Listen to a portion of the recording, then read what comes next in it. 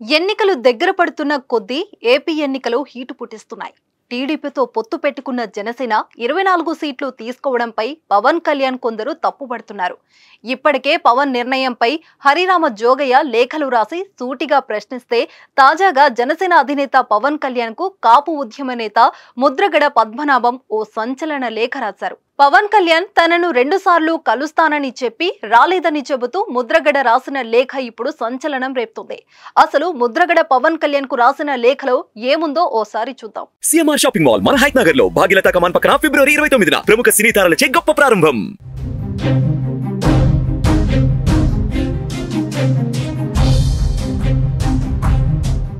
మన ఇద్దరి కలయిక జరగాలని యావత్ జాతి చాలా బలంగా కోరుతున్నారు. వారి అందరి కోరిక మేరకు నా గతం, నా బాధలు, అవమానాలు, ఆశయాలు, కోరికలు అన్ని మరిచి మీతో ప్రయాణం చేయడానికి సిద్ధపడ్డా. రాష్ట్రంలో ఒక కొత్త రాజకీయ వరవడి తీసుకురావాలని చాలా బలంగా ప్రయత్నం చేద్దామని ఆశించా. మీరు అదే ఆలోచనలో ఉన్నారని నమ్మాను. కానీ దురదృష్టవశాత్తు నాకు మీరు ఈ అవకాశం ఇవ్వలేదు.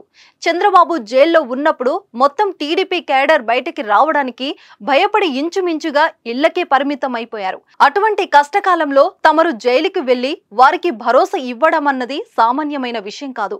చరిత్ర తిరగరాసినట్టయింది. వారి పరిపతి విపరీతంగా పెరగడానికి ఎవరు ఎన్ని చెప్పినా మీరే కారకులని బల్లగుద్ది చెప్పగలను అని ముద్రగడ లేఖలో తెలిపారు. సీట్ల విషయంలో కూడా పవన్ నిర్ణయాన్ని తప్పుపట్టారు.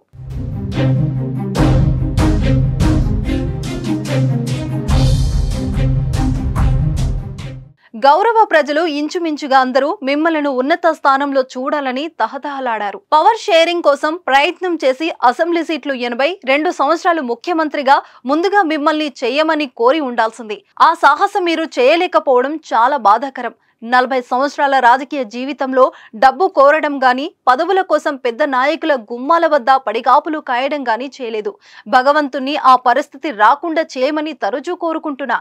కానీ మీలాగా గ్లామర్ ఉన్నవాడిని కాకపోవడం, ప్రజలలో పరపతి లేనివాడని అవ్వడం వల్ల మీ దృష్టిలో నేను లాస్ట్ గ్రేడ్ వ్యక్తిగా, తుప్పు పట్టిన ఇనుము లాంటి వాడినని గుర్తింపు పడడం వల్ల మీరు వస్తానని చెప్పించి రాలేకపోయారు. మీ నిర్ణయాలు మీ చేతులలో ఉండవు. ఎన్నో చోట్ల పర్మిషన్లు తీసుకోవాలి. మీ పార్టీ పోటీ చేసే 24 మంది కోసం నా అవసరం రాదు, రాకూడదని భగవంతుని ప్రార్థిస్తున్నాను అంటూ ముద్రగడ లేఖ రాశారు. ప్రస్తుతం ఈ లేఖ రాష్ట్ర రాజకీయాల్లో చర్చనీయాంశమైంది.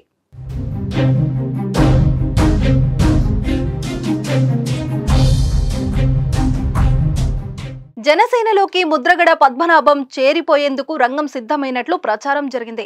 ఇటీవల పవన్ కళ్యాణ్ దూతగా ఆ పార్టీ నేత బొలిశెట్టి శ్రీనివాసరావు, అమలాపురానికి చెందిన కాపు ఐకాస నాయకులు ముద్రగడ నివాసానికి వెళ్లి చర్చలు జరిపారు.